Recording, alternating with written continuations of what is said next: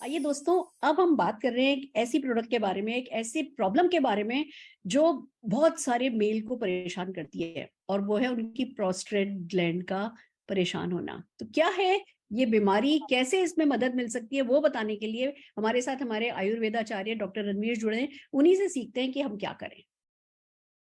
नमस्कार साथियों हम बात करेंगे इनलार्ज प्रोस्टेट के संबंध में। प्रोस्टेट बढ़ने की समस्या आमतौर पर बुजुर्गों में देखने को मिलती है, लेकिन आज की तारीख में मैं बात करूं तो 40 वर्ष के ऊपर के बाद भी आपको प्रोस्टेट की समस्या दिखाई पड़नी शुरू हो जाती है। ठीक है जी। अब आइए बात करते हैं। बेसिकली होता क्या है प्रोस्टेट, आपका जो यूरिनरी ब्लैडर है, उस ब्लैडर के नीचे अखरोट के साइज का एक ग्लैंड होता है। ये ग्लैंड क्या करता है, एक जब कोई व्यक्ति एजोकुलेट करता है तो उस फ्लूइड का निर्माण करता है जो आपके सीमेन को बाहर लेके जाता है। तो अब होता क्या है, जैसे जैसे उम्र बढ़नी शुरू होती है वैसे वैसे इसका साइज बढ़ना शुरू हो जाता है।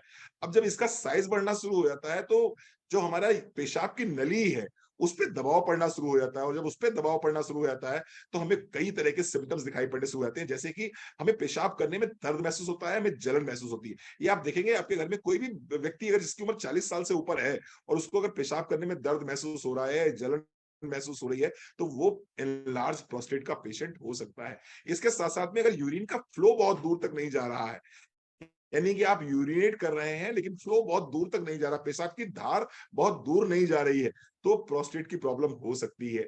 इसके साथ साथ में अगर मैं बात करूं तो कमर में दर्द अगर लगातार बना रहता है, कमर में दर्द अगर लगातार बना रहता है तो निश्चित रूप से ये प्रोस्टेट की समस्या हो सकती है। इसके साथ साथ में अगर अगर आप पेशाब कर रहे हैं और पेशाब में बहुत ज्यादा बदबू आ रही है, और बदबू के साथ साथ में उसमें आपको लगता है कि नहीं इसमें हल्का सा लालिमा सी आ रही है, हल्की सी रेडनेस सी आ रही है, ये प्रोस्टेट की प्रॉब्लम हो सकती है। आपने पेशाब तो कर लिया, लेकिन पेशाब करने के बाद भी आपको लगता है नहीं अभी पेशाब पूरी कंप्लीट हुई नहीं है, अभी मेरे ब्लैडर में यूरिन भरा हुआ है, तो ये प्रोस्टेट की प्रॉब्लम हो सकती है।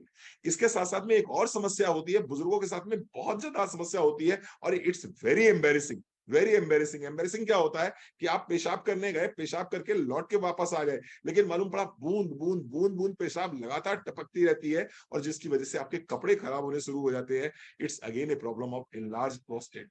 ये भी इनलार्ज प्रोस्टेट की प्रॉब्लम है। एक और समस्या है, आपकी उम्र 50 हो गई है, 55 हो गई है, 60 हो गई है, 65 हो गई है, 70 हो गई है, और 70 साल की उम्र में कहीं ना कहीं घुटने उठने दर्द करने शुरू हो जाते हैं, और रात में बार बार अगर पेशाब करने के लिए उठना पड़े, एक तरफ घुटनों की समस्या, एक तरफ उठ के बैठने की समस्या, चलने की समस्या, और दूसरी तरफ बार बार अगर यूरिनेट करने की स्थिति बन रही है, तो निश्चित रूप से एक बुजुर्ग व्यक्ति के लिए बहुत ही तकलीफदेह स्थिति हो जाती है। और ऐसी स्थिति में इससे बचने के लिए हमारे पास एक सोल्यूशन है, नाम है प्रोस्टेट हेल्थ।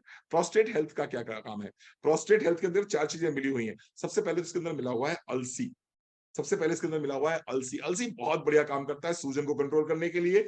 दूसरा इसके अंदर मिला हुआ है टर्मरिक, जैसा कि आप जानते हैं इन्फेक्शन को कंट्रोल करने के लिए टर्मरिक बहुत अच्छा काम करता है, सूजन को कंट्रोल करने के लिए बहुत अच्छा काम करता है। इसके साथ साथ में इसमें मिला हुआ है गोक्षुरा। गोक्षुरा one of the best product है, one of the best product है प्रोस्टेट के लिए। आपके शरीर की सूजन को कंट्रोल करने में काम करता है, आपकी किडनीज को एम्पावर करने में काम करता है, आपके शरीर से जो जो पेशाब है उसको बाहर निकालने का काम करता है। One of the best Ayurvedic herb है। और इसके साथ साथ में इसके अंदर मिला हुआ है लाइकोपिन। एंटीऑक्सीडेंट है, एंटीऑक्सीडेंट है, इन्फेक्शन नहीं पैदा होने देगा, आपके ब्लैडर को अच्छा तरोताजा बना के रखेगा, आपके प्रोस्टेट को तरोताजा बना के रखेगा। तो चार प्रोडक्ट का कॉम्बिनेशन है प्रोस्टेट हेल्थ। आपके घर में कोई भी व्यक्ति अगर 40 वर्ष से ऊपर है, 50 वर्ष से ऊपर है, तो भैया एक कैप्सूल उसको जरूर दीजिए। सुबह खाली पेट भी दे सकते हैं, नाश्ते के बाद भी दे सकते हैं। जरूर जरूर जरूर अपने घर के बुजुर्गों को एक कैप्सूल देना स्टार्ट कर दीजिए। मैंने अपने फादर को देना स्टार्ट कर दिया है, और मैं खुद भी लेना स्टार्ट करूंगा, क्योंकि मेरी उम्र भी 50 साल हो गई है। आप भी दीजिए। Thank you. माय गॉड, इसके तो सिम्टम्स ही बहुत खतरनाक हैं। हम जी। हम महिलाओं के लिए बड़ा कहा जाता है कि बड़ी बड़ी तकलीफ दे जीवन निकालते हैं, मेनोपॉज होता है, मेंसेस होते हैं, ये होता है, वो होता है। जेंट्स की भी लाइफ इजी तो नहीं है। हम लोगों के बारे में ज्यादा बात होती है, आप लोगों के बारे में ज्यादा बात नहीं होती, बट परेशानियां तो आप लोगों को भी हैं।